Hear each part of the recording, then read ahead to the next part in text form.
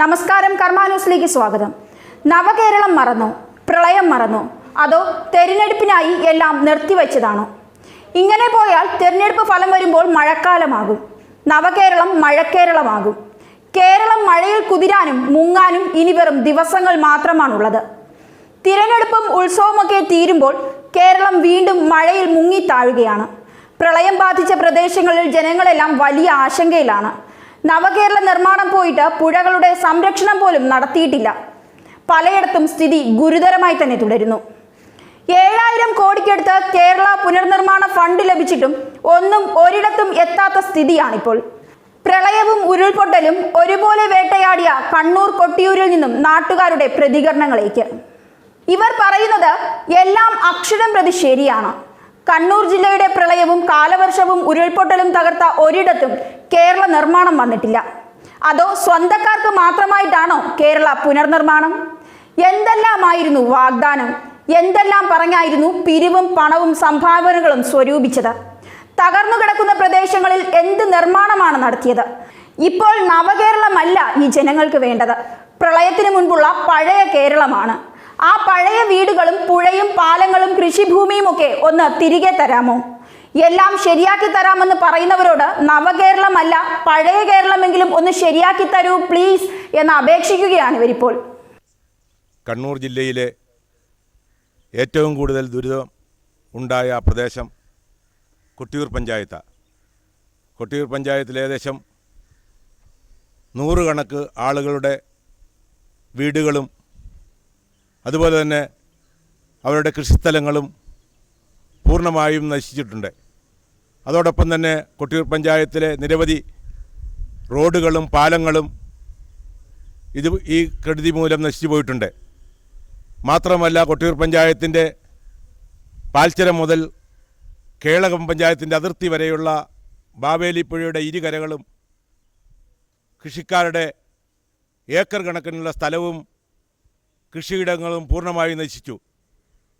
ഈ നശിച്ച കെടുതികളെക്കുറിച്ച് ഗവൺമെൻറ് വ്യക്തമായ ഒരു കണക്കെടുപ്പ് പോലും നടത്തിയിട്ടില്ല. ഏകദേശം 200 കോടിയിലധികം രൂപയോളം കൊട്ടിയൂർ പഞ്ചായത്തിൻ്റെ വിവിധ പ്രദേശങ്ങളിൽ നാശനഷ്ടമുണ്ടായിട്ടുണ്ട്. കേരളത്തിലെ സർക്കാർ 700 കോടിയിലധികം രൂപ ദുരിതാശ്വാസ നിധിയിലേക്ക് പിരിച്ചെടുത്തെങ്കിലും കണ്ണൂർ ജില്ലയിലോ കൊട്ടിയൂർ പഞ്ചായത്തിലോ കേരളത്തിലൊരു സ്ഥലത്തും കെടുതി അനുഭവിച്ച കൃഷിക്കാരെ സഹായിക്കുന്നതിന് വേണ്ടി മുന്നോട്ട് വന്നിട്ടില്ല എന്നുള്ളൊരു ദുഃഖസത്യമാണ്. ഇതുവരെ ഒരു വളരെ ഭീകരമായ ഒരു കുന്നിടിച്ചിലും വിള്ളലുകളൊക്കെ വീഴപ്പെട്ട ഒരു രീതിയിലുള്ള ഒരു ഒത്തിരി അപകടകരമായ സാഹചര്യത്തിൽ നിലനിൽക്കുന്ന ഒരു കാലമായിരുന്നു നെല്ലിയോടി. അവിടെയുള്ള പലരും അവിടെ നിന്ന് മാറി, അതായത് കൂലിപ്പണിക്ക് ജീവിക്കുന്നവർ പോലും അവിടെ നിന്ന് മാറി താഴോട്ട് വാടകയ്ക്കൊക്കെ താമസിക്കേണ്ട അവസ്ഥ വന്നിട്ടുണ്ട്.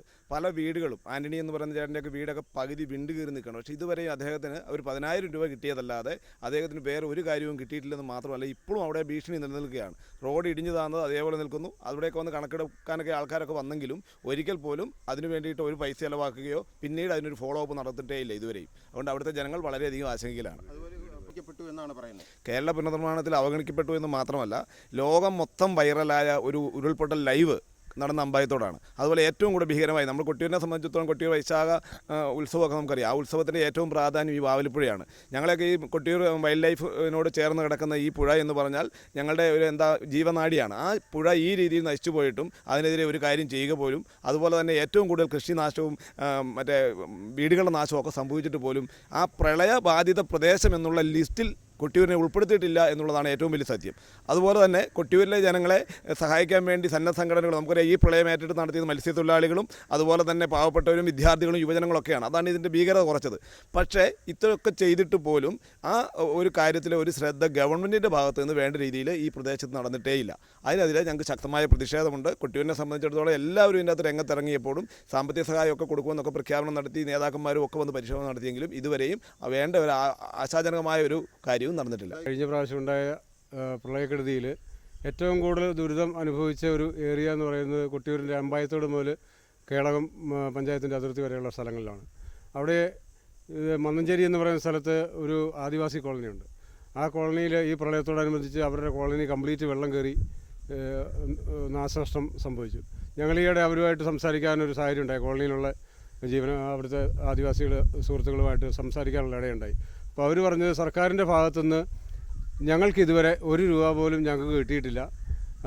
10,000 രൂപ തരുമെന്ന് പറഞ്ഞു, ഞങ്ങൾക്കത് കിട്ടിയിട്ടില്ല. ഞങ്ങളുടെ വീട് കുറച്ച് ചോർന്ന് വലിക്കുന്ന വീടുകളാണ് മുഴുവനും. അതൊന്നും റിപ്പയർ ചെയ്ത് കൊടുക്കാമെന്ന് വാഗ്ദാനം ചെയ്തിരുന്നു, അതൊന്നും ചെയ്തിട്ടില്ല. നമ്മളതിന് ശേഷം വില്ലേജ് ഓഫീസറുമായിട്ട് ബന്ധപ്പെട്ടപ്പോൾ അവർ പറഞ്ഞതും ഈ ആദിവാസി ഇവിടെയുള്ള വീട്ടുകാർക്ക് 1000 രൂപ, അതായത് ബാങ്കുകളിൽ അക്കൗണ്ട് നമ്പറുള്ള ആദിവാസികൾക്ക് 1000 രൂപ വെച്ച് നൽകപ്പെട്ടിട്ടുണ്ട്. അതിനപ്പുറത്തേക്കൊന്നും കൊടുത്തിട്ടില്ല, കൊടുക്കാൻ സാധിക്കുകയില്ല എന്നുള്ളൊരു റിപ്പോർട്ടാണ് നമുക്ക് കിട്ടിയിരിക്കുന്നത്. അവർ 10,000 രൂപ എങ്കിലും കിട്ടും എന്നുള്ള പ്രതീക്ഷയിലായിരുന്നു ഇവിടെ ഉണ്ടായിരുന്ന ആദിവാസികളുണ്ടായിരുന്നത്.